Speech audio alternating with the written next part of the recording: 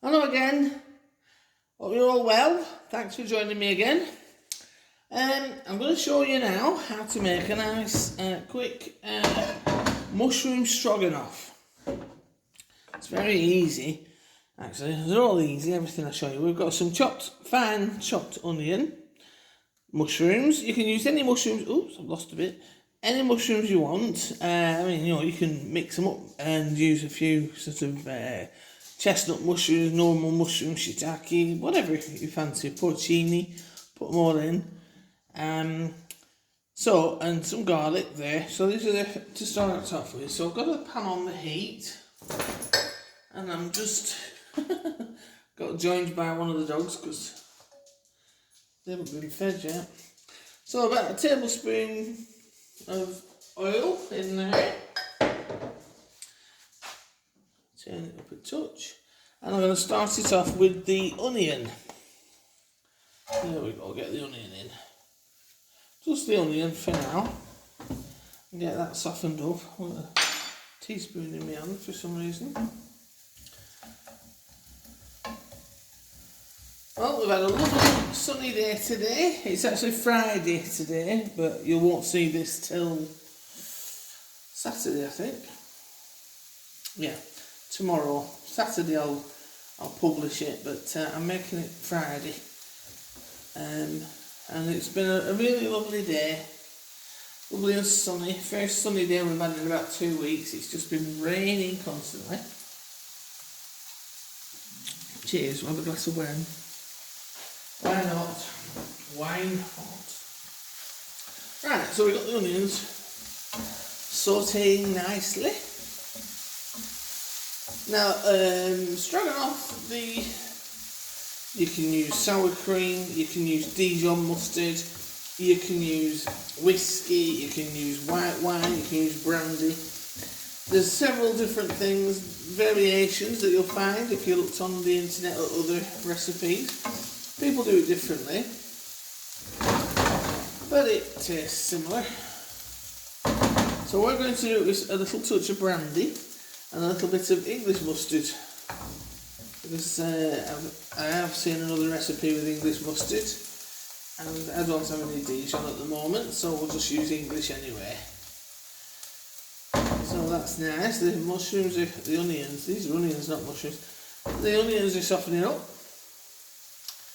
nicely. They smell great. I love onions.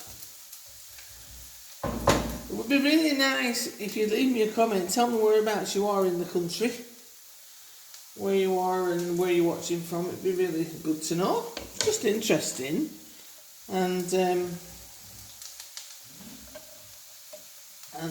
I'll start using your terminology. No, I won't. But I did meet a lot of Americans while I had my cooking school. It was great, from all over America. And I even started a collection of chopping boards. That's the mushrooms and the garlic in there. I don't know if you can see it there. I'm going to bring it to this one, I think.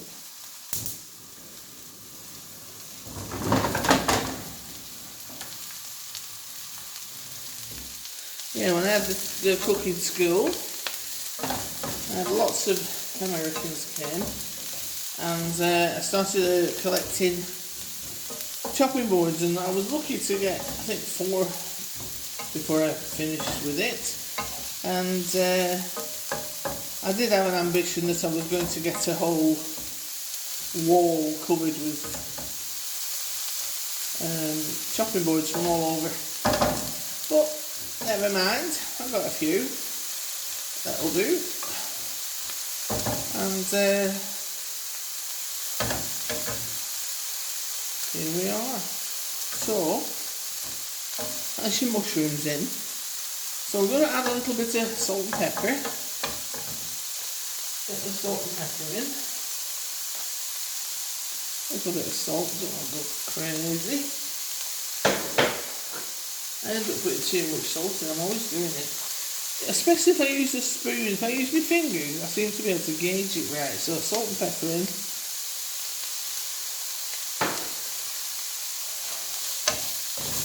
That's nice. Doesn't take long at all, this. It'll get you all nice and soft. And then we're going to put our little condiments in. A bit of paprika. Oops, a little bit of mustard. Half a teaspoon of that.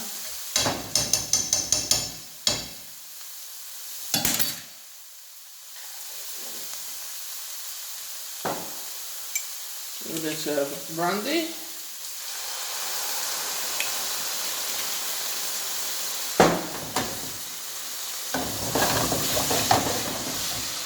Now, you can flame it, but I can't flame it because I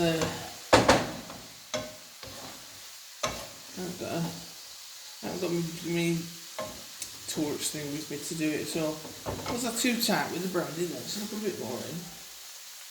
Maybe. So, there we go. I'll turn up the heat, then we burn off the alcohol. But it's not a bitter, it's a bitter taste if you don't burn off the alcohol. So, turn your heat up, just like that, go like that. Just let it sizzle for a minute or so.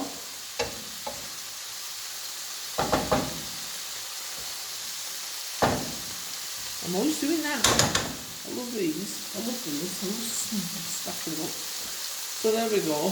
That's just about evaporated all the brandy. And make sure it's right. Don't be too quick. Just let your alcohol burn off, because it does give it a bitter taste if you don't. Okay, I think that's gone. And then we're going to add some stock. This is actually porcini mushroom stock. There we go. Porcini mushrooms. And then we're going to let that sizzle and cook there. Get everything all nice and soft, and let some of that stock evaporate, cook into the mushrooms. Let it take a minute or so, and then we'll add the cream. But you've got to turn the heat off, or turn it right down. I'll take the pan off the heat for a minute when I add the cream, because you can add it and then it could split it. You can rectify it by bringing it back together and stirring it well, but best to avoid doing it. And we'll just let this cook away for a bit.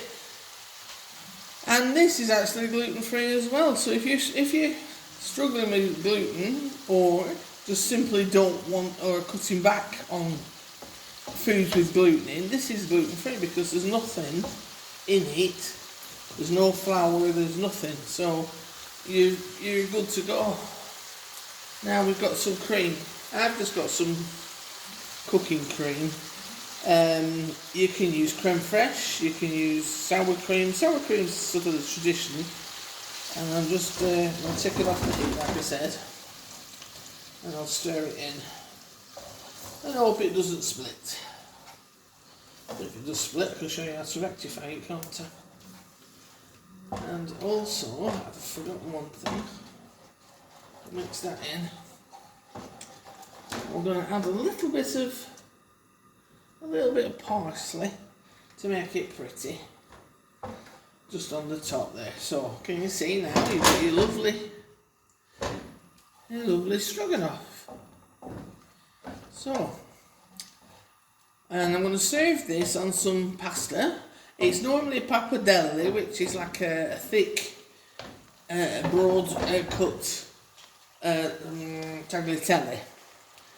But I've just got some little pasta pieces, and I'm just going to serve it with that. So, straightforward, very easy. Give it a try. I hope it tastes good. Should do. But give it a try. And thank you again for joining us and watching. I'll put your picture up of the finished thing. Thanks for now. Bye.